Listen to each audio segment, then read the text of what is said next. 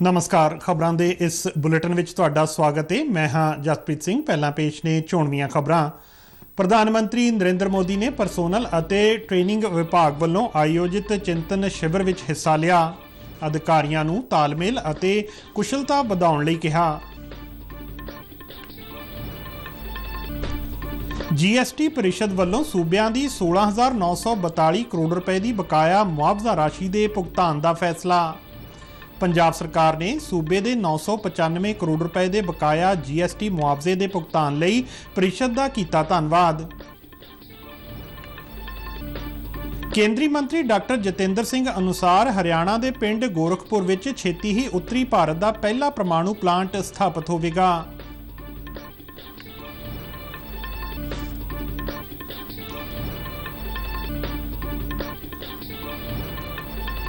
Punjab school सिक्ख्या board दीआं 12वीं श्रेणी दीआं प्रीख्यावां कल तो, 5वीं 8वीं अते 10वीं दीआं प्रीख्यावां 24 फरवरी तो।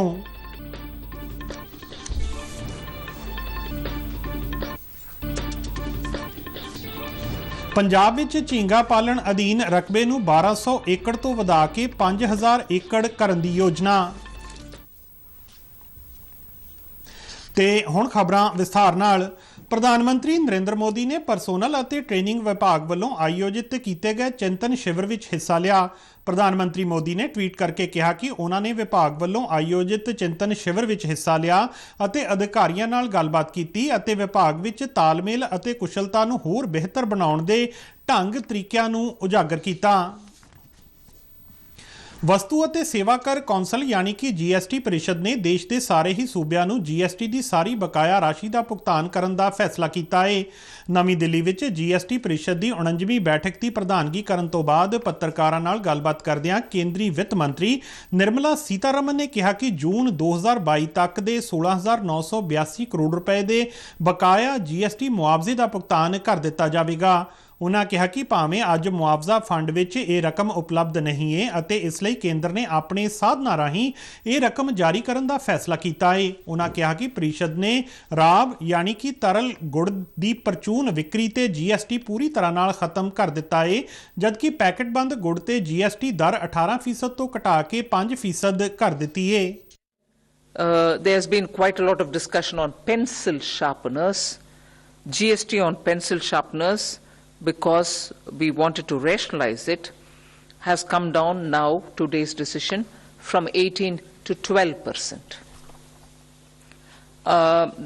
Also, there is a reduction in GST on tags, tracking devices or data loggers, which are affixed on durable containers, from 18% to nil, subject to some conditions. Punjab सरकार ने सूबे के 995 करोड़ रुपए के बकाया GST मुआवजे का भुगतान करने बारे लए गए फैसले की शलाघा की है।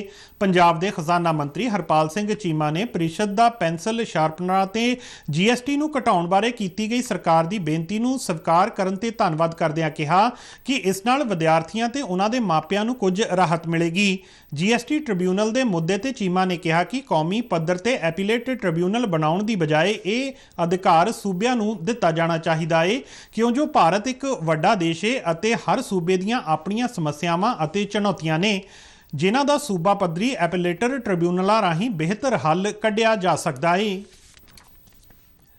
विदेश मंत्री डॉक्टर S जयशंकर ने आस्ट्रेलिया की अपनी हम अहुदा पेनी वोंग नाल सिडनी हार्बर विच वैश्विक अते दुवल्ले मुद्दों ते विस्तार नाल विचार वटांदरा किया। डॉक्टर जयशंकर ने एक ट्वीट विच कहा कि उन्होंने आस्ट्रेलिया की विदेश मंत्री नाल हिंद प्रशांत खेतर, कबाड़ विच प्रगति अते भारत की प्रधानगी हेठ G20 गतिविधियां समेत होर कई मुद्दों ते गलबात की। विदेश मंत्री ने कहा कि दोहां देशों विचाले दुवल्ले मुद्दों नूं अगे वधाउण ते मजबूत करन ते भी चर्चा की गई अते भारतीय भाईचारे नूं निशाना बनाउण वालियां कट्टड़पंथी गतिविधियां नूं रोकण लई जरूरी कदम चुकण दी लोड़ ते जोर दिता गया। डॉक्टर जयशंकर ने आस्ट्रेलिया के जलवायु तब्दीली अते ऊर्जा मंत्री क्रिस बोवेन नाल भी मुलाकात की अते जलवायु वित्त पोषण समेत वातावरण नूं नुकसान तो बचाउण लई वड्डी पद्धर ते गठजोड़ की जरूरत ते भी चर्चा की गई। ਕੇਂਦਰੀ ਪਰਮਾਣੂ ਊਰਜਾ ਤੇ ਪੁਲਾੜ ਰਾਜ ਮੰਤਰੀ ਡਾਕਟਰ ਜਤਿੰਦਰ ਸਿੰਘ ਨੇ ਕਿਹਾ ਹੈ ਕਿ ਸਰਕਾਰ ਦੇਸ਼ ਦੀ ਰਾਜਧਾਨੀ ਦਿੱਲੀ ਤੋਂ ਕੋਈ 150 ਕਿਲੋਮੀਟਰ ਦੂਰ ਹਰਿਆਣਾ ਦੇ ਫਤਿਆਬਾਦ ਜ਼ਿਲ੍ਹੇ ਦੇ ਗੋਰਖਪੁਰ ਪਿੰਡ ਵਿੱਚ ਉੱਤਰੀ ਭਾਰਤ ਦਾ ਪਹਿਲਾ ਪਰਮਾਣੂ ਪਲਾਂਟ ਸਥਾਪਿਤ ਕਰਨ ਜਾ ਰਹੀ ਹੈ। ਨਵੀਂ ਦਿੱਲੀ ਵਿੱਚ ਇਹ ਜਾਣਕਾਰੀ ਦਿੰਦਿਆਂ ਉਨ੍ਹਾਂ ਕਿਹਾ ਕਿ ਪ੍ਰਧਾਨ ਮੰਤਰੀ ਨਰਿੰਦਰ ਮੋਦੀ ਦੇ ਸ਼ਾਸਨ ਦੌਰਾਨ ਸਰਕਾਰ ਦੀਆਂ ਵੱਡੀਆਂ ਪ੍ਰਾਪਤੀਆਂ ਵਿੱਚੋਂ ਇੱਕ ਪ੍ਰਾਪਤੀ ਦੇਸ਼ ਦੇ ਹੋਰ ਹਿੱਸਿਆਂ ਵਿੱਚ ਪਰਮਾਣੂ ਜਾਂ ਪਰਮਾਣੂ ਊਰਜਾ ਪਲਾਂਟਾਂ ਦੀ ਸਥਾਪਨਾ ਹੋਵੇਗੀ, ਜੋ ਪਹਿਲਾਂ ਜ਼ਿਆਦਾਤਰ ਤਾਮਿਲਨਾਡੂ ਅਤੇ ਆਂਧਰ ਪ੍ਰਦੇਸ਼ ਵਰਗੇ ਦੱਖਣੀ ਭਾਰਤੀ ਸੂਬਿਆਂ ਤੇ ਪੱਛਮ ਵਿੱਚ ਮਹਾਰਾਸ਼ਟਰ ਤੱਕ ਸੀਮਿਤ ਨੇ। ਉਨ੍ਹਾਂ ਕਿਹਾ ਕਿ ਪਿਛਲੇ 8 ਸਾਲਾਂ ਵਿੱਚ ਪ੍ਰਧਾਨ ਮੰਤਰੀ ਨਰਿੰਦਰ ਮੋਦੀ ਦੀ ਸਰਕਾਰ ਨੇ ਕਈ ਵੱਡੇ ਫੈਸਲੇ ਲਏ ਨੇ ਅਤੇ 10 ਪਰਮਾਣੂ ਰਿਐਕਟਰ ਸਥਾਪਿਤ ਕਰਨ ਦੀ ਤਜਵੀਜ਼ ਨੂੰ ਮਨਜ਼ੂਰੀ ਦਿੱਤੀ ਗਈ ਹੈ। ਭਾਰਤੀ ਦੂਰ ਸੰਚਾਰ ਰੈਗੂਲੇਟਰੀ ਅਥਾਰਟੀ ਟਰਾਈ ਨੇ ਦੂਰ ਸੰਚਾਰ ਸੇਵਾ ਪ੍ਰਦਾਨ ਕਰਨ ਵਾਲੀਆਂ ਕੰਪਨੀਆਂ ਨੂੰ ਨਿਰਦੇਸ਼ ਦਿੱਤਾ ਹੈ ਕਿ ਉਹ ਖਪਤਕਾਰਾਂ ਨੂੰ ਮੁਹੱਈਆ ਕਰਵਾਈਆਂ ਜਾਣ ਵਾਲੀਆਂ ਸੇਵਾਵਾਂ ਦੀ ਗੁਣਵੱਤਾ ਵਿੱਚ ਸੁਧਾਰ ਲਿਆਉਣ। ਸੰਚਾਰ ਮੰਤਰਾਲਾ ਅਨੁਸਾਰ ਅਥਾਰਟੀ ਵੱਲੋਂ ਕੱਲ੍ਹ ਨਵੀਂ ਦਿੱਲੀ ਵਿੱਚ ਦੂਰ ਸੰਚਾਰ ਸੇਵਾ ਪ੍ਰਦਾਨ ਕਰਨ ਵਾਲੀਆਂ ਕੰਪਨੀਆਂ ਦੇ ਪ੍ਰਤੀਨਿਧਾਂ ਨਾਲ ਇੱਕ ਮੀਟਿੰਗ ਦੌਰਾਨ ਕਿਹਾ ਕਿ ਉਹਨਾਂ ਨੂੰ ਇਹ ਗੱਲ ਯਕੀਨੀ ਬਣਾਉਣੀ ਚਾਹੀਦੀ ਹੈ ਕਿ ਮੌਜੂਦਾ ਦੂਰ ਸੰਚਾਰ ਸੇਵਾਵਾਂ ਦੀ ਗੁਣਵੱਤਾ ਵਿੱਚ ਕਿਸੇ ਤਰ੍ਹਾਂ ਦੀ ਕੋਈ ਘਾਟ, ਗੜਬੜ ਜਾਂ ਗਿਰਾਵਟ ਨਾ ਆਵੇ। ਮੰਤਰਾਲਾ ਨੇ ਇਹ ਵੀ ਕਿਹਾ ਕਿ ਰੈਗੂਲੇਟਰੀ ਅਥਾਰਟੀ ਲੰਬੇ ਸਮੇਂ ਤੋਂ ਸੇਵਾ ਪ੍ਰਦਾਨ ਕਰਨ ਵਾਲੀਆਂ ਕੰਪਨੀਆਂ ਉੱਪਰ ਨਜ਼ਰ ਰੱਖ ਰਹੀ ਹੈ ਤਾਂ ਜੋ ਖਪਤਕਾਰਾਂ ਨੂੰ ਬਿਹਤਰ ਅਤੇ ਗੁਣਵੱਤਾ ਵਾਲੀ ਸੇਵਾ ਮਿਲ ਸਕੇ। ਪੰਜਾਬ ਸਕੂਲ ਸਿੱਖਿਆ ਬੋਰਡ ਦੀਆਂ 5ਵੀਂ, 8ਵੀਂ, 10ਵੀਂ ਅਤੇ 12ਵੀਂ ਜਮਾਤ ਦੀਆਂ ਪ੍ਰੀਖਿਆਵਾਂ ਭਲਕ ਤੋਂ ਸ਼ੁਰੂ ਹੋ ਰਹੀਆਂ ਨੇ। ਬੋਰਡ ਨੇ 21 ਅਪ੍ਰੈਲ ਤੱਕ ਚੱਲਣ ਵਾਲੀਆਂ ਇਹਨਾਂ ਪ੍ਰੀਖਿਆਵਾਂ ਦਾ ਸ਼ਡਿਊਲ ਜਾਰੀ ਕਰ ਦਿੱਤਾ ਹੈ, ਜਿਸ ਮੁਤਾਬਕ 12ਵੀਂ ਸ਼੍ਰੇਣੀ ਦੀ ਸਾਲਾਨਾ ਪ੍ਰੀਖਿਆ 20 ਫਰਵਰੀ ਤੋਂ 21 ਅਪ੍ਰੈਲ ਤੱਕ, 10ਵੀਂ ਦੀ ਪ੍ਰੀਖਿਆ 24 ਮਾਰਚ ਤੋਂ 20 ਅਪ੍ਰੈਲ ਤੱਕ, 8ਵੀਂ ਦੀ ਪ੍ਰੀਖਿਆ 25 ਫਰਵਰੀ ਤੋਂ 22 ਮਾਰਚ ਤੱਕ ਅਤੇ 5ਵੀਂ ਜਮਾਤ ਦੀ ਪ੍ਰੀਖਿਆ 25 ਫਰਵਰੀ ਤੋਂ 4 ਮਾਰਚ ਤੱਕ ਕਰਵਾਈ ਜਾ ਰਹੀ ਹੈ। ਬੋਰਡ ਦੇ ਪ੍ਰੀਖਿਆ ਕੰਟਰੋਲਰ ਜਨਕਰਾਜ ਮਹਿਰੋਕ ਨੇ ਮੋਹਾਲੀ ਵਿੱਚ ਦੱਸਿਆ ਕਿ 12ਵੀਂ ਸ਼੍ਰੇਣੀ ਦੀ ਪ੍ਰੀਖਿਆ ਵਿੱਚ 3,16,000 ਤੋਂ ਵੱਧ, 10ਵੀਂ ਵਿੱਚ 2,98,800 ਤੋਂ ਵੱਧ, 8ਵੀਂ ਵਿੱਚ 3,10,000 ਤੋਂ ਵੱਧ ਅਤੇ 5ਵੀਂ ਦੀ ਪ੍ਰੀਖਿਆ ਵਿੱਚ 2,98,000 ਤੋਂ ਵੱਧ ਪ੍ਰੀਖਿਆਰਥੀ ਬੈਠਣਗੇ। ਪੰਜਾਬ ਵਿੱਚ ਬੇਕਾਰ ਪਈ ਸੇਮ ਵਾਲੀ ਜ਼ਮੀਨ ਵਿੱਚ ਝੀਂਗਾ ਪਾਲਣ ਪ੍ਰੋਗਰਾਮ ਅਧੀਨ 5,000 ਏਕੜ ਰਕਬਾ ਕਰਨ ਦਾ ਟੀਚਾ ਮਿਥਿਆ ਹੈ। ਮੁਕਤਸਰ ਜ਼ਿਲ੍ਹੇ ਦੇ ਪਿੰਡ ਈਨਾ ਖੇੜਾ ਵਿਖੇ ਪ੍ਰਦਰਸ਼ਨੀ ਫਾਰਮ ਕਮ ਸਿਖਲਾਈ ਕੇਂਦਰ ਵਿੱਚ ਰਾਜ ਪੱਧਰੀ ਝੀਂਗਾ ਪਾਲਣ ਸੈਮੀਨਾਰ ਦੌਰਾਨ ਕੈਬਨਿਟ ਮੰਤਰੀ ਲਾਲਜੀਤ ਸਿੰਘ ਭੁੱਲਰ ਨੇ ਕਿਹਾ ਕਿ ਇਸ ਨਾਲ ਕਿਸਾਨਾਂ ਦੀ ਆਮਦਨ ਵਿੱਚ ਵਧੇਰੇ ਵਾਧਾ ਹੋਵੇਗਾ। ਮੱਛੀ ਪਾਲਣ ਮਹਿਕਮੇ ਦੇ ਡਾਇਰੈਕਟਰ ਜਸਵੀਰ ਸਿੰਘ ਨੇ ਦੱਸਿਆ ਕਿ ਇਸ ਵੇਲੇ ਸੂਬੇ ਵਿੱਚ ਤਕਰੀਬਨ 1,200 ਏਕੜ ਰਕਬੇ ਵਿੱਚ ਝੀਂਗਾ ਪਾਲਣ ਕੀਤਾ ਜਾ ਰਿਹਾ ਹੈ ਅਤੇ ਇਸ ਰਕਬੇ ਨੂੰ ਵਧਾ ਕੇ 5,000 ਏਕੜ ਕੀਤੇ ਜਾਣ ਦੀ ਯੋਜਨਾ ਹੈ। ਸੈਮੀਨਾਰ ਵਿੱਚ ਕੋਈ 350 ਝੀਂਗਾ ਪਾਲਕਾਂ ਅਤੇ ਵਪਾਰੀਆਂ ਨੇ ਹਿੱਸਾ ਲਿਆ। ਇਸ ਦੌਰਾਨ ਪਸ਼ੂ ਪਾਲਣ, ਮੱਛੀ ਪਾਲਣ, ਡੇਅਰੀ ਵਿਭਾਗ, ਸੋਲਰ ਪਾਵਰ ਪਲਾਂਟ ਅਤੇ ਝੀਂਗਾ ਪਾਲਣ ਨਾਲ ਸੰਬੰਧਿਤ ਉਤਪਾਦਾਂ ਦੀਆਂ ਵੱਖ-ਵੱਖ ਪ੍ਰਦਰਸ਼ਨੀਆਂ ਵੀ ਲਗਾਈਆਂ ਗਈਆਂ। ਪੰਜਾਬ ਸਰਕਾਰ ਵੱਲੋਂ ਝੀਂਗਾ ਪਾਲਣ ਤੇ 40 ਤੋਂ 60% ਸਬਸਿਡੀ ਵੀ ਦਿੱਤੀ ਜਾ ਰਹੀ ਹੈ। ਦੱਖਣੀ ਅਫਰੀਕਾ ਦੇ ਗੇਕ ਬਹੇਰਾ ਵਿੱਚ ਖੇਡੇ ਗਏ ਮਹਿਲਾ T20 ਵਿਸ਼ਵ ਕੱਪ ਮੈਚ ਵਿੱਚ ਇੰਗਲੈਂਡ ਨੇ ਭਾਰਤ ਨੂੰ 11 ਦੌੜਾਂ ਨਾਲ ਹਰਾ ਦਿੱਤਾ ਹੈ। ਇੰਗਲੈਂਡ ਵੱਲੋਂ ਬਣਾਈਆਂ ਗਈਆਂ 151 ਦੌੜਾਂ ਦੇ ਟੀਚੇ ਦਾ ਪਿੱਛਾ ਕਰਦਿਆਂ ਭਾਰਤ ਨਿਰਧਾਰਿਤ 20 ਓਵਰਾਂ ਵਿੱਚ 140 ਦੌੜਾਂ ਹੀ ਬਣਾ ਸਕਿਆ। ਇਸ ਤੋਂ ਪਹਿਲਾਂ ਭਾਰਤ ਪਾਕਿਸਤਾਨ ਅਤੇ ਵੈਸਟਇੰਡੀਜ਼ ਨੂੰ ਹਰਾ ਚੁੱਕਿਆ ਹੈ। ਭਾਰਤ ਦਾ ਆਖਰੀ ਲੀਗ ਮੈਚ ਭਲਕੇ ਆਇਰਲੈਂਡ ਨਾਲ ਹੋਵੇਗਾ।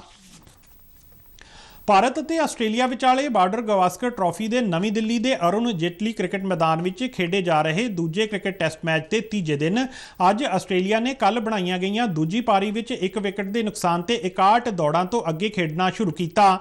ਤਾਜ਼ਾ ਖਬਰਾਂ ਮਿਲਣ ਤੱਕ ਆਸਟ੍ਰੇਲੀਆ ਨੇ 85 ਦੌੜਾਂ ਬਣਾ ਲਈਆਂ ਨੇ ਅਤੇ ਉਸ ਦੇ 3 ਖਿਡਾਰੀ ਆਊਟ ਹੋ ਚੁੱਕੇ ਨੇ। ਇਸ ਤੋਂ ਪਹਿਲਾਂ ਭਾਰਤ ਦੀ ਸਾਰੀ ਟੀਮ ਕੱਲ੍ਹ ਪਹਿਲੀ ਪਾਰੀ ਵਿੱਚ 262 ਦੌੜਾਂ ਬਣਾ ਕੇ ਆਊਟ ਹੋ ਗਈ ਸੀ। ਖਬਰਾਂ ਦੇ ਬੁਲੇਟਿਨ ਸਾਡੇ ਦਰਸ਼ਕ RNU DDK ਜਲੰਧਰ ਦੇ YouTube ਚੈਨਲ, Facebook ਪੇਜ ਅਤੇ Twitter ਹੈਂਡਲ ਤੇ ਵੀ ਦੇਖ ਸਕਦੇ ਨੇ। ਤੇ ਬੁਲੇਟਿਨ ਦੇ ਅਖੀਰ ਵਿੱਚ ਚੋਣਵੀਆਂ ਖਬਰਾਂ ਇੱਕ ਵਾਰ ਫਿਰ ਤੋਂ। ਪ੍ਰਧਾਨ ਮੰਤਰੀ ਨਰਿੰਦਰ ਮੋਦੀ ਨੇ ਪਰਸੋਨਲ ਅਤੇ ਟ੍ਰੇਨਿੰਗ ਵਿਭਾਗ ਵੱਲੋਂ ਆਯੋਜਿਤ ਚਿੰਤਨ ਸ਼ਿਵਰ ਵਿੱਚ ਹਿੱਸਾ ਲਿਆ। ਅਧਿਕਾਰੀਆਂ ਨੂੰ ਤਾਲਮੇਲ ਅਤੇ ਕੁਸ਼ਲਤਾ ਵਧਾਉਣ ਲਈ ਕਿਹਾ। GST ਪ੍ਰੀਸ਼ਦ ਵੱਲੋਂ ਸੂਬਿਆਂ ਦੀ 16,942 ਕਰੋੜ ਰੁਪਏ ਦੀ ਬਕਾਇਆ ਮੁਆਵਜ਼ਾ ਰਾਸ਼ੀ ਦੇ ਭੁਗਤਾਨ ਦਾ ਫੈਸਲਾ। ਪੰਜਾਬ ਸਰਕਾਰ ਨੇ ਸੂਬੇ ਦੇ 995 ਕਰੋੜ ਰੁਪਏ ਦੇ ਬਕਾਇਆ GST ਮੁਆਵਜ਼ੇ ਦੇ ਭੁਗਤਾਨ ਲਈ ਪ੍ਰੀਸ਼ਦ ਦਾ ਕੀਤਾ ਧੰਨਵਾਦ। ਕੇਂਦਰੀ ਮੰਤਰੀ ਡਾਕਟਰ ਜਤਿੰਦਰ ਸਿੰਘ ਅਨੁਸਾਰ ਹਰਿਆਣਾ ਦੇ ਪਿੰਡ ਗੋਰਖਪੁਰ ਵਿੱਚ ਛੇਤੀ ਹੀ ਉੱਤਰੀ ਭਾਰਤ ਦਾ ਪਹਿਲਾ ਪਰਮਾਣੂ ਪਲਾਂਟ ਸਥਾਪਿਤ ਹੋਵੇਗਾ।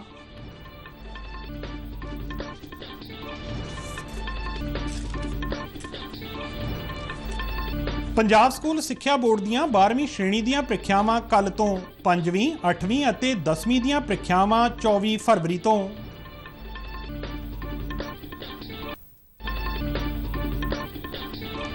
ਪੰਜਾਬ ਵਿੱਚ ਝੀਂਗਾ ਪਾਲਣ ਅਧੀਨ ਰਕਬੇ ਨੂੰ 1200 ਏਕੜ ਤੋਂ ਵਧਾ ਕੇ 5000 ਏਕੜ ਕਰਨ ਦੀ ਯੋਜਨਾ। ਤੇ ਇਸ ਦੇ ਨਾਲ ਹੀ ਖਬਰਾਂ ਦਾ ਇਹ ਬੁਲੇਟਿਨ ਖਤਮ ਹੋਇਆ। ਇਜਾਜ਼ਤ ਦਿਓ, ਨਮਸਕਾਰ।